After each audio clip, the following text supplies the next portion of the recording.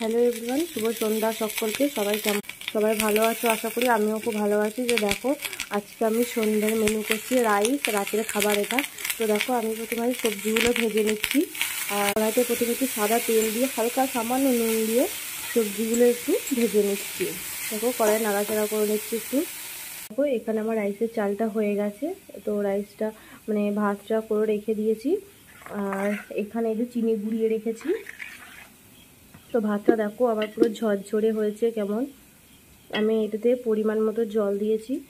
আর প্রথমে আমি কড়াইতে হাঁড়িতে একটু সাদা তেল দিয়েছিলাম। আর কাজু কিশমিশ, তারপরে এলাচ, দারচিনি, লবঙ্গ সব দিয়ে একটু সাদা তেল দিয়ে জলটা ফার্স্ট ফুটিয়ে নিয়েছিলাম। তারপরে চালটা দিলাম, দিয়ে একটু পরিমাণ মতো তোমরা বুঝে সেরকম নামাবে। তো দেখো, ভাতটা আমার কেমন ঝরা ঝরা হয়েছে। দেখো, তো এবার আমি সবজিটা ভেজে নিচ্ছি। বেশি ভাজবো না, হালকা করে নাড়াচাড়া করে ভেজে নেবো। দেখো, আমার সবজিগুলো ভাজা হয়ে গেছে, ভালো করে নাড়াচাড়া করে নিয়েছি। তার সঙ্গে আমি দেখো আস্তে করে ঘিটাও গলিয়ে নিয়েছি। এই যে ভাতটা রয়েছে, আমি এবার আস্তে আস্তে হালকা করে চিনি গুঁড়ো ছড়িয়ে দেবো। এই যে আমি পরিমাণ মতো চিনি গুঁড়ো দিয়ে দিচ্ছি। এই যে তারপরে সবজিগুলো দিয়ে দিচ্ছি। আমি অল্প অল্প করে দিয়ে দেবো সবজিগুলো। একটু ঘি দিয়ে দেবো হালকা করে।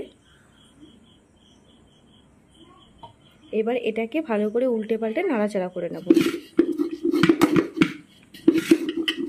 দেখো, আমি উল্টে পাল্টে কেমন নাড়াচাড়া করে নিয়েছি। আবারও একটু চিনি দিয়ে দেবো। উল্টে নিয়েছি, আবারও চিনি দিয়ে দেবো। আর যেটুকুনি সবজি ছিল আমি সবটা এবার দিয়ে দেবো। দেখো, সবটা দিয়ে দিলাম।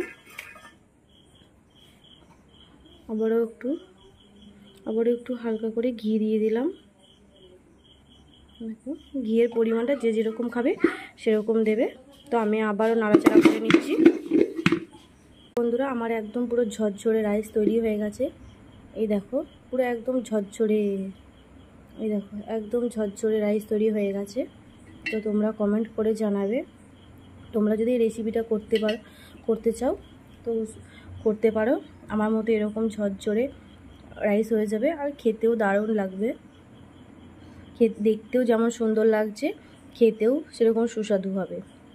দেখো, পুরো একদম ঝরঝরে হয়েছে। এই দেখো, জাস্ট তোমরা একবার শুধু দেখো।